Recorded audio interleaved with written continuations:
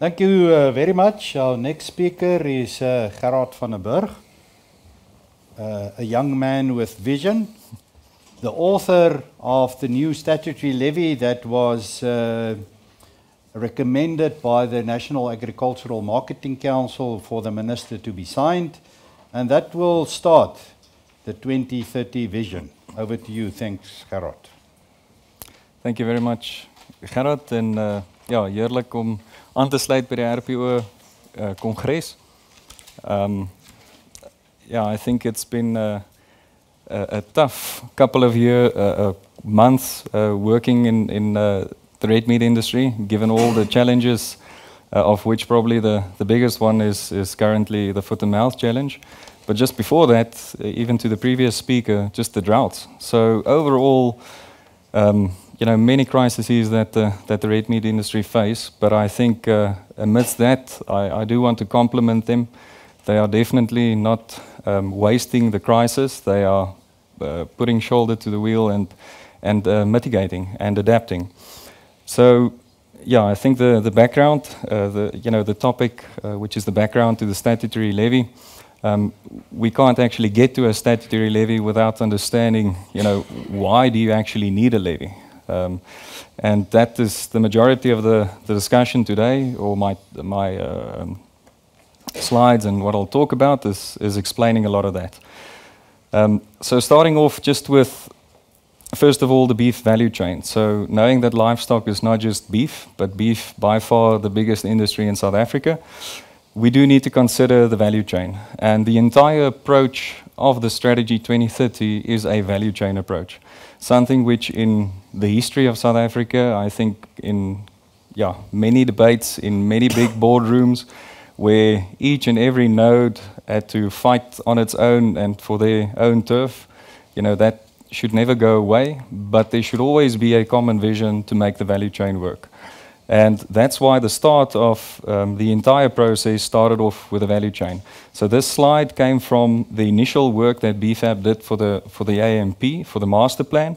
So to be very brief, starting on the left-hand side, you have your inputs, you have cattle production, you have the processing, and in the end, you have the market. So considering the 4 nodes in the value chain, what we have done, we've explained that there's always an interaction between government and industry with regards to interventions in each value chain. So just if you see those blocks where we explained it in blue and red, that's where industry and government will have to work together for specific interventions within this bigger value chain. So starting on the inputs, the livestock sector is very much dependent on a well-functioning feed sector or grain sector. Without the feed and grain sector growing, again, on your input cost side of cattle production or sheep production or intensive feeding regimes, you're definitely going to come short. Left-hand bottom side, you see land pastures. We don't have an indefinite amount of resources, of pastures. So we need to look after them, we need to utilize them and grow them in order to get the full value from this value chain. The next node, we look at production. So very brief, we said, on the biosecurity controls, herd health, all of that needs to be in place, otherwise production won't flourish. We've identified, and this was now in the master plan process, we've identified opportunities of growth and intervention. So within weaner calf production, just an example, additional 250,000 weaner calves that need to be introduced into the system. If we ask ourselves, where will that come from? The majority of that resides in the subsistence to emerging sector, where there's still, a lot of production efficiency gains that can be reached. The next node, we look at processing, essentially the abattoir industry that needs to be well-functioning, well-oiled, in order to absorb the cattle into the value chain. And then the last node, the market. So from our perspective, we bring market and production together within a big equilibrium system. So kind of the biggest opportunity lying still in the export market. So probably at this point in time, the export market, giving all the challenges, is still, it's a very, very big concern. but a concerted effort by industry to mitigate. And still, that remains one of the biggest opportunities in the industry. So just, again, think about the value chain throughout the rest of the discussion when you think about statutory levy. So the next slide gives a brief introduction towards the preliminary results of the AMP. So in essence, what we have done within the bigger strategy is to say that between policy and industry and private sector, these strategies need to align. Hulle moenie in verskillende rigtings trek nie. En that remains the focus. So briefly with regards to the beef part of the AMP, we analyzed roughly about 20 different value chains, commodity value chains feeding into the master plan. And this was the outcome of the beef one. So you can see a gross value of production potential of about 8.3 billion rands on top of the current growth in the beef industry. So that's substantial potential that the AMP presents. In order to unlock that, industry with government, with different departments within the government, had various strategic discussions, workshops to figure out, what are the interventions required to achieve that potential. And just briefly going through them, first starting again with production. Just an 8% increase in the informal herds, the smaller herds in the country, relates to almost 150,000 additional weaner calves. Just an 8% increase. That can be anything from better weaning rates, better calving rates, etc. So that's just one example. The other one is vacant and underutilized land. More than 1.5 million hectares of grazing land that still lies vacant, which was bought by government, not the right custodians on the land, and that land is lying idle. In other words, we can bring it back into production. Again, great opportunity for increasing production. The next one, aggregation and trade. So this potential and that additional 8.2 billion essentially comes from trade. It comes from market. Without growing the market, currently in South Africa, with the disposable income, the pressures on consumers, and only the higher LSMs buying this valued product, we see very much stagnant growth in the local market, which means we have to export. But that growth in export, again, comes at call it an input cost of better SPS controls, better animal health identification, certification protocols, and all of that, again, is triggered and accompanied with bilateral trade agreements, government intervention, and we need that in place. And then the final one, markets. So at the bottom, you see the PPP to continuously drive national animal health credibility. Without that credibility, the export market, they don't really want to talk to you. So this being just a very short synopsis of kind of the industry discussions with government and saying that these are priorities. We know this is what we kind of the vision and what we can achieve, government, industry, private sector, but something needs to structurally also change. So what we have done, we've broken up the different sectors into these reference group, and the reference group 2 was the livestock subsector. Dewald Olivier, the next speaker, he was the champion running with livestock. And the mitigation strategies was essentially broken up into these 6 pillars. And I know it's a lot of reading, and also for the guests online. So you don't have to do a lot of reading. I'm just going to point out some key ones which will resonate with the industry strategy. So the first one, pillar 1, talks to resolving policy ambiguities and creating an investment-friendly climate. So the first point there was the full implementation of the South African veterinary strategy, something that Dr. Gideon Bruckner will also talk about hopefully a bit later. So that strategy is there. The key question and the key drive now is that needs to be implemented. So kind of at the heading of the slide, you see sign and implement. That implementation can only be activated by government. It is their strategy, it's their department, but the industry has a major role to play in that. So first of all, that's a very important link to today's discussion.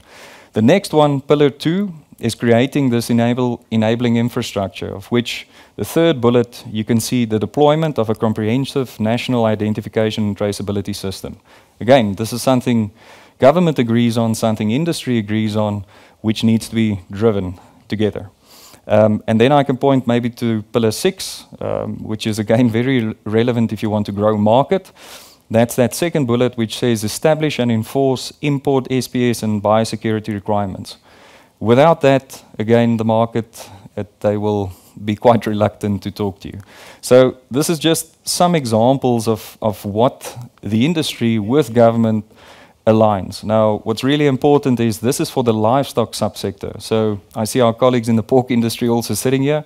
This is really important because with any trade agreement, there's a give and take. The US, for instance, they want to send more pork ribs to South Africa, and that might be at the expense of, say, the pork industry, but there's a trade-off. There might be the opportunity to send high-value, commodity-based trading type agreement cuts or products into that country, but it might take 10 years, 15 years, 20 years, depending on how actively this process is driven. But the point being that the livestock subsector will have to work together within each one of these pillars. It can't be the beef or the red meat on its own, poultry on its own, and pork on its own. There has to be some commonalities. Out of this, call it policy-driven initiative, it essentially gave birth to the Red Meat Industry Vision 2030. In other words, making sure that the industry takes full cognizance of what is currently in agreement with the policymakers, with government, because in essence, you can have all structures and processes in place, but without your government officer or official giving the okay or the stamp of approval, that container or consignment cannot leave the country. So there's great alignment over there. With that, call it synergy, also comes the benefit of job creation, of livelihoods that get improved, of transformation in the industry. And that's essentially what this Red Meat Industry 2030 is about. So point number 1, we need growth in the industry. And our first task from the Red Meat Primary Cluster was essentially saying that we need a vision. We need to figure out, you know, are we heading to Cape Town? Are we going only up until Graafrenet? Are we going all the way to Cape Town? And in order to get to this vision, there are certain hurdles that we need to jump over. But first of all, just to focus on the vision, it's that 20% growth. The potential of the full red meat value chain, in essence, more than 12 billion rand that can be added annually to the current growth. So that's substantial potential. The next one looks at about more than 1 million households that are directly impacted in the livestock industry. That's households. If you were to multiply that by probably 5 to 8 individuals in a household, and that can be a lot more depending in which region, you know, that's easily 6 to 7 million lives affected by the livestock industry. So great potential for that inclusive growth part of it. And then the final one, which is essentially saying that the plan has to be inclusive. And the word inclusive is quite loaded. Inclusive is anything from working with our neighboring countries. It is working with emerging farmers. It is working with black farmers, small farmers.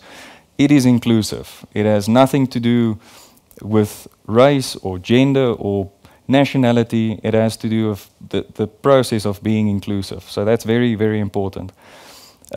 We said it needs continuous policy alignment. In other words, the process of implementing this plan will have to be constantly aligning to policy.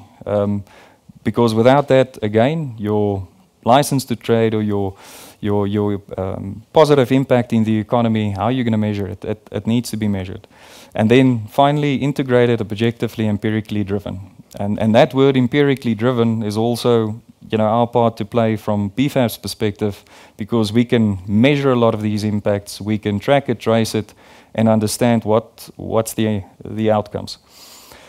Okay, so just the steps in getting to this strategy, and again, remember the end goal is the background to the statutory measure. In other words, when you have a statutory measure, what are you going to use it for? And that's why this strategy is so important. Phase 1, step 1, you need a roadmap. The industry did not have a clear roadmap where they want to end up. And in all of these discussions and a lot of consultation throughout the value chain, we drew up the initial roadmap. And that's a vision that sets a common goal for the industry. And within that common goal, there was 4 strategic focus areas: animal health, inclusive growth, market access, and competitiveness and sustainability. Without those 4, we figured there's no ways of growing the industry. Then the next phase was an industry restructure. And by restructure, it does not mean break down everything and rebuild everything just from scratch. It does mean take key learnings from different components throughout this value chain and restructure that. In certain aspects, you actually have to break it down all the way to the foundation and build it up.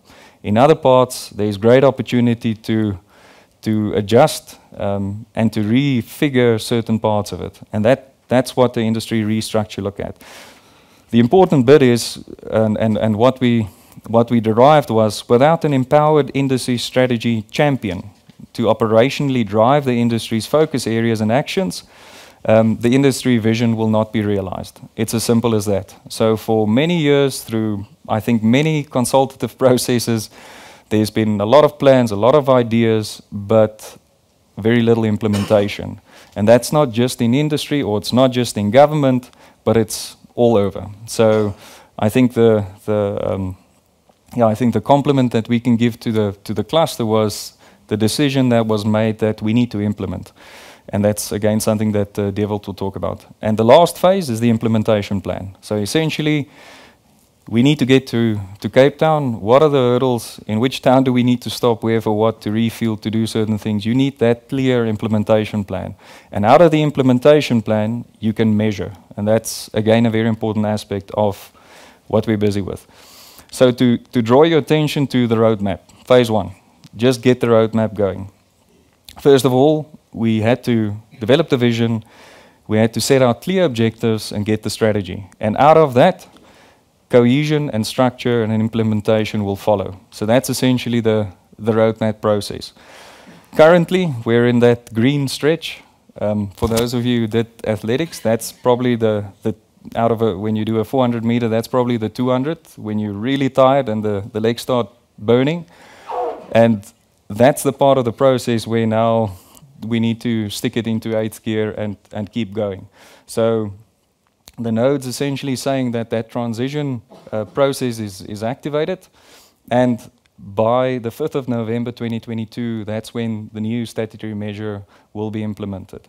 By January 2023, we talk about full implementation on track, and the priority cross-cutting interventions, they are the ones being driven the hardest, and I'll start to show that just now.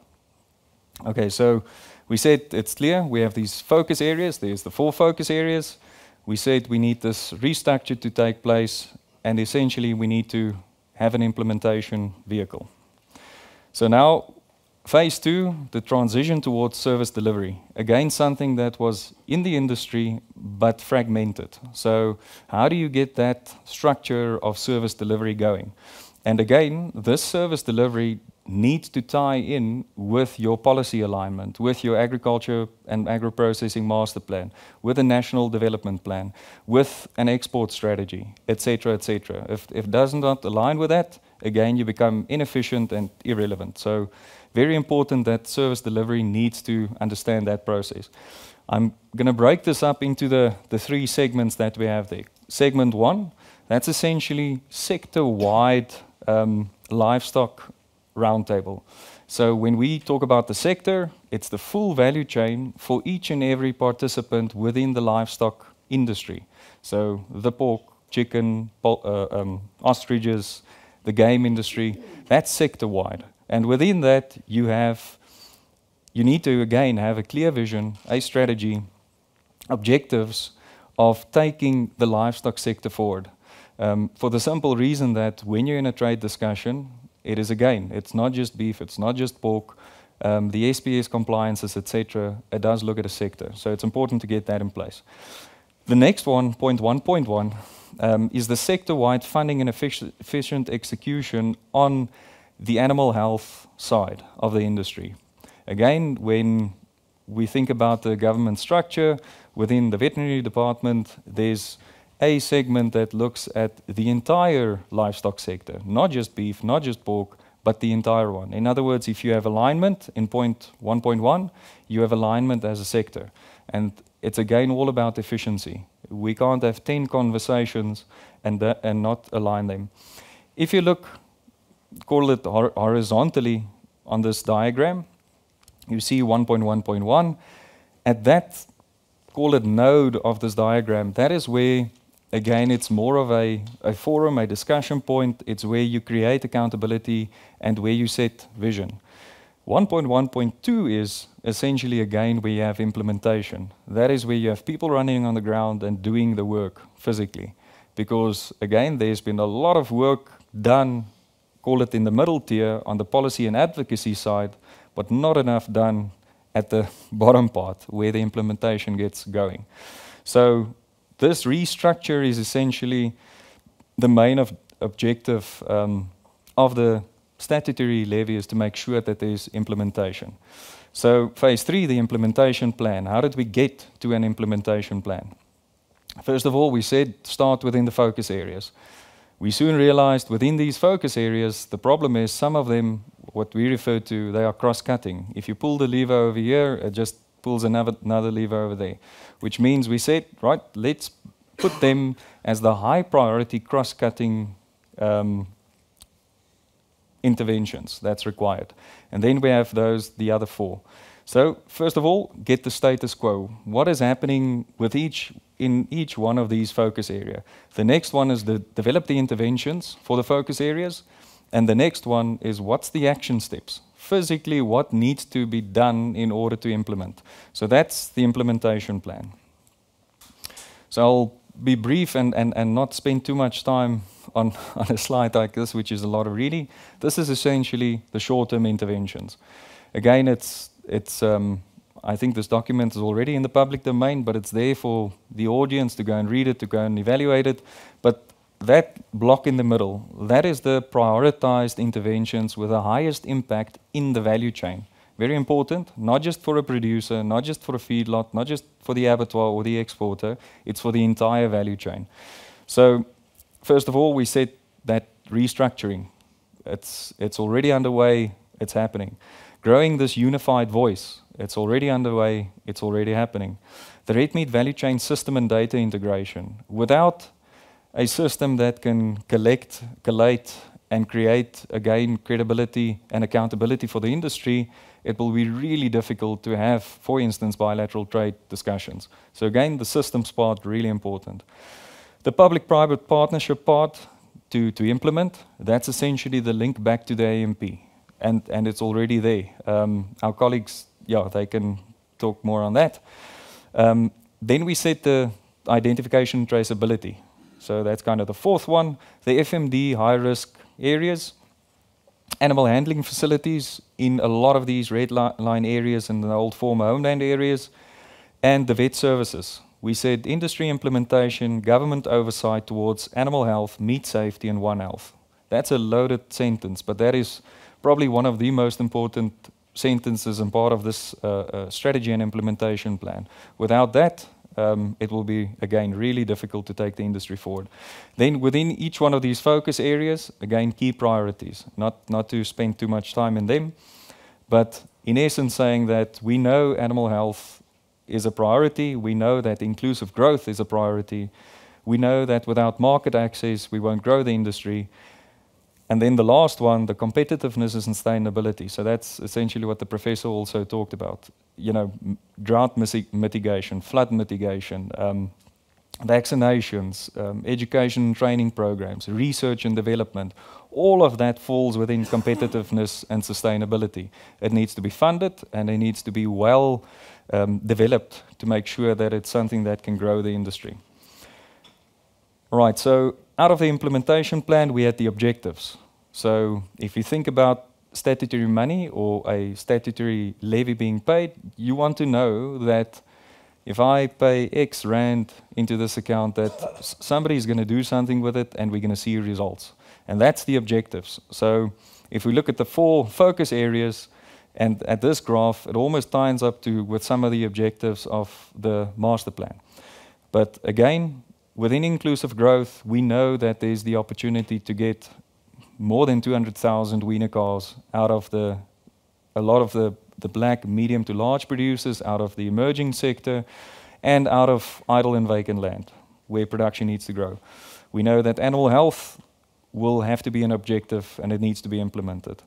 Within competitiveness and sustainability, I think within that node, it's something that you only see the result after maybe 5 or 8 or 10 years, but if you don't start working on it now, you won't be competitive and you won't have a thriving and sustainable industry, especially within the value chain. So those, I think, like, you know, meat quality and grading and product quality, and yeah, there's a long list of objectives in that.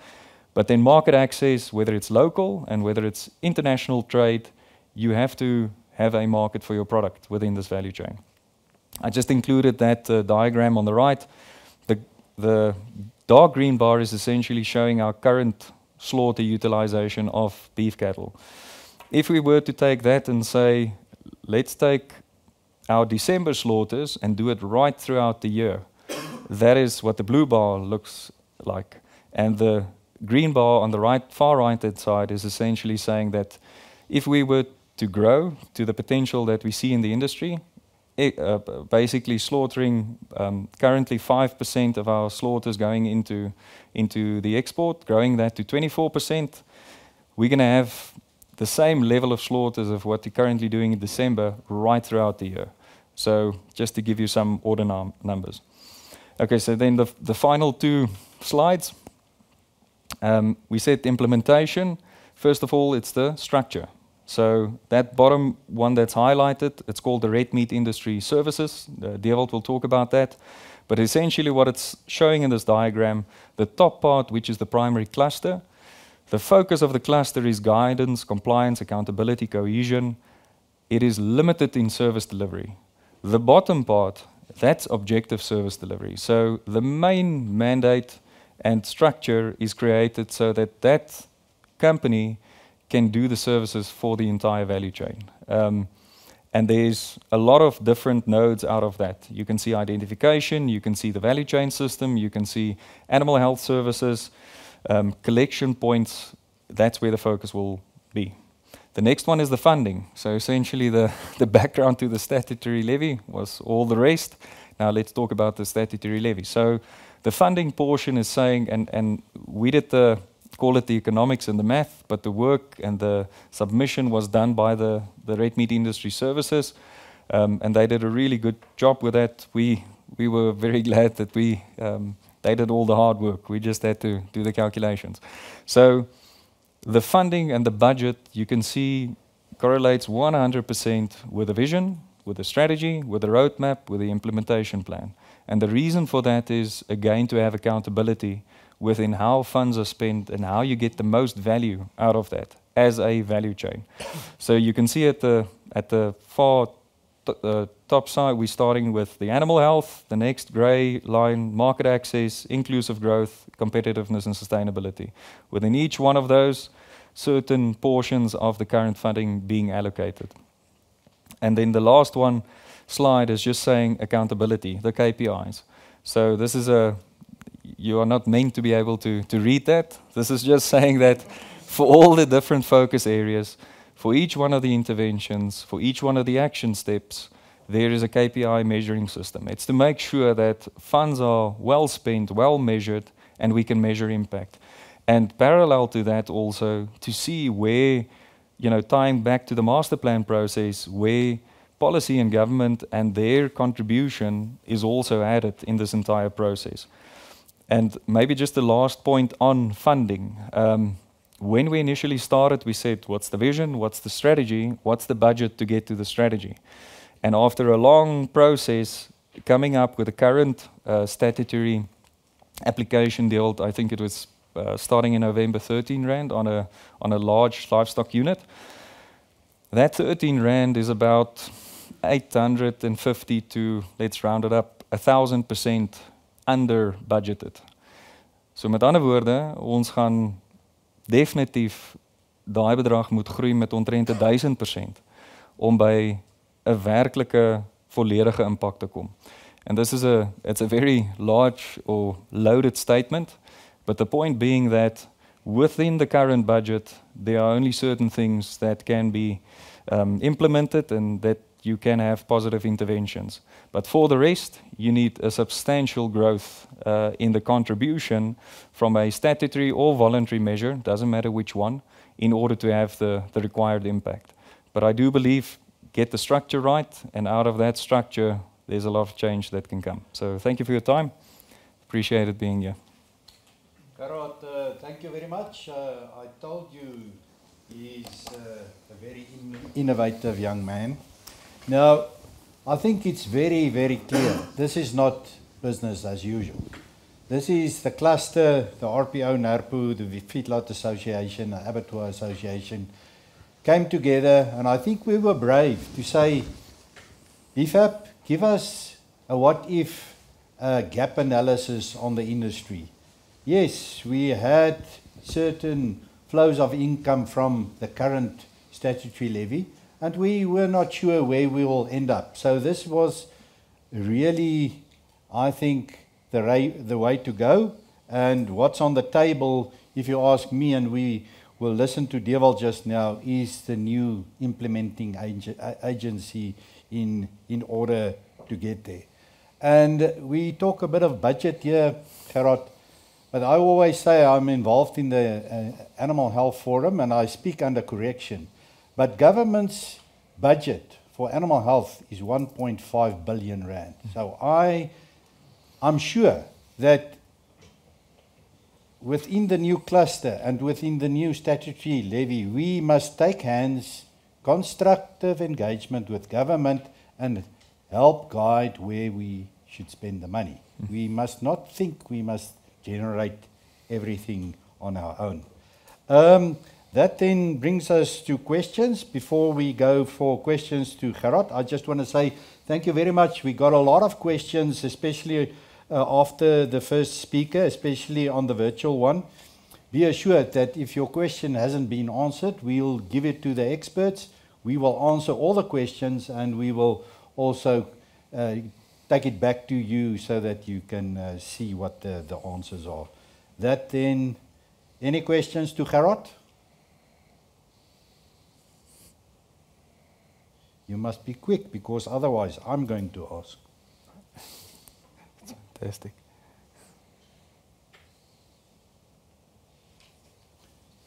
Can I ask a question? Gerhard, in this whole process, and I was 100% on the same page, is that trade is very, very important. And we are very optimistic about the export market, but we always said to each other that the local market, 96% of all beef being produced are sold in the local market, 99% of all sheep meat. The mishaps that we have now in terms of animal diseases, how do you see it? Does that throw us in terms of our strategy for the future? I hope not. But I also think that we really have to focus on the local market, and I also think that it's very important. We heard Prof. Francois just now. It's not about just speaking to the consumer on, how can I say, the product, but also the whole image of our industry and production. What's your view, Gerhard? Yeah, it's always great having a naamgenoot. So Gerhard, thanks for the question. I think it's probably one of the most relevant questions given the current situation, right? So if you do get a full export ban, what do you do with product? And I think there we can definitely learn from other industries that have been in very similar situations and how quickly they had to adapt. The problem being that in the livestock industry, it is a live animal. It's not like in fruit where you can manage and mitigate in a lot of different ways. So from a market and value perspective, our product probably being undervalued by between 40 to 50%, given what our peers are getting in the international market. So I think the incentive to be in that market and to stay in that market, and how that price comes back to the local front, that should always be the vision and the focus. But the reality being that if that closes off, like with a guillotine, what do you do then? Which means you do need to keep your local consumer happy from a meat quality and meat safety perspective. You need to keep your local consumer fed at the right price. In other words, to make sure that you don't have these massive fluctuations in certain parts of the carcass. And that's probably the biggest focus that came out of the market access bit was, if 20% of the carcass can give you 50 to 60 to even 70% of the value, that should be the focus. And there's some great options with commodity-based trading, etc., where if you can manage to do that, even amidst everything that we're seeing in animal health, there are ways to mitigate. But the bottom line being, if we don't have this, we call it the relief valve, essentially, we'll see a serious stagnation and a decline, like in a decline in the full value chain price. In other words, not just the weaner calf price, but definitely the A2 price as well. So I almost want to say, Gerhard, we almost don't have an option but not to export, but at the same time making sure that the value created locally is maintained, and to some degree, if you can increase it. But what we've seen is, from a disposable income perspective, from a consumer-based perspective, we don't foresee that LSM groups 7 and less growing in red meat consumption on the priority cuts, on the high value cuts. There's limited scope for growth. So we do need to capture that value out of the carcass in order to be competitive and sustainable. Thank you very much. Any other questions? We had input from Elmarie. Thank you very much. The consumer expenditure is too dominated by meat. How can we get each individual to spend an extra 20 Rand every day? Marina, I think that's where we want to be. And that is exactly also where we want to be in terms of the export market. We must never only think local. And I look so forward to Dr. Gideon Broekner's input later today. Dr. Gideon, you must help us how we can still export despite all the problems we have in terms of animal diseases at this stage. Unfortunately, that is the end of this session.